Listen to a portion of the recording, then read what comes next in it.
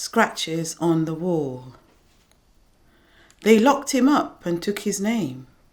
They gave him a number instead.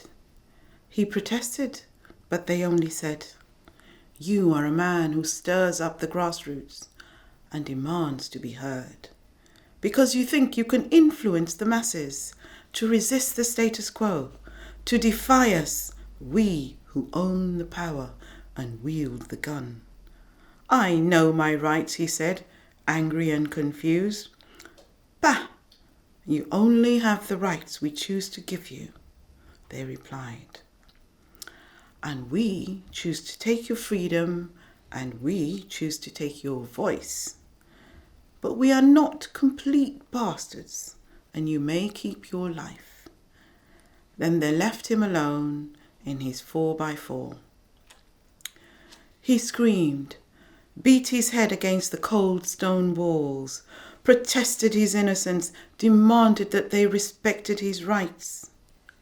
The hours passed one by one and moulded themselves into a day. A scratch on the wall.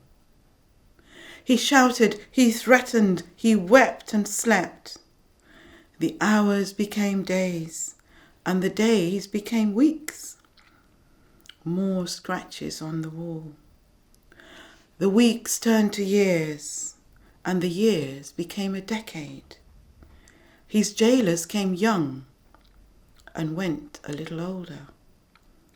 He stayed in the same 4x4. The scratches filled a wall. He waited, he prayed, he cursed and wept. For a time he held on to hope, a tenuous grasp. It flirted with him like a dream, filled him with yearning and despair, then crawled inside him and died. He let the tears subside. Depression followed, filling the vast emptiness inside his head. But he was a clever man, and he did not want to descend into the darkness of madness, lest reason should abandon him altogether. So he cleared his intellectual brain of all but the most necessary considerations, until acceptance gradually settled into the spaces in his heart. And he faced each day with fortitude, sometimes mumbling a little to himself, sometimes taking a lecture or giving a tutorial to invisible students, often perfectly rational, full of facts and figures, sometimes incoherent, lost within the vast knowledge that was trapped in his mind. Then one day his voice dried up, and he forgot the words he used to know. More scratches on the wall. He vaguely recalled a time when he stirred up the grassroots, tried to influence the masses, and demanded to be heard. A time when he knew his rights. Then silence filled the room. It settled into the gloom.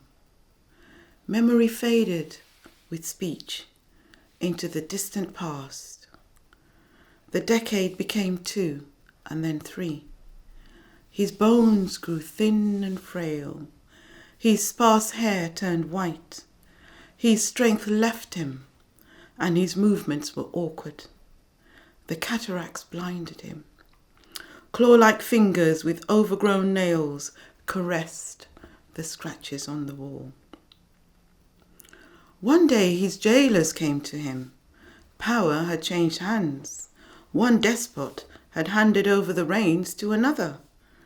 "Who are you?" they asked. Records had been destroyed. The cell was needed for another. A vocal and much younger man. A man who stirred up the grassroots, tried to influence the masses, and demanded to be heard. A man who said he knew his rights. "Who are you?" they asked again. His name flickered briefly in his memory and drifted out of reach. along with the names of everyday things and topics he used to teach.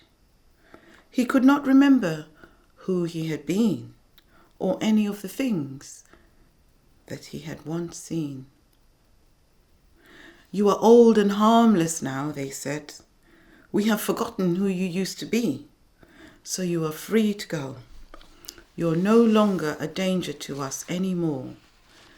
He found his voice again at last. It croaked up from the depths within. The sound was strange to his own ears. He trembled as he spoke to them. "I will not stir up the grassroots or try to influence the masses. I do not demand to be heard. I ask only if I can stay, for I do not know where to go." His jailers saw no harm in him and let him stay a few more nights. He leant against his friendly wall that had propped him up for so many years. He caressed the marks that he had made, and very soon after, they found him forever asleep in the cold embrace of his scratches on the wall.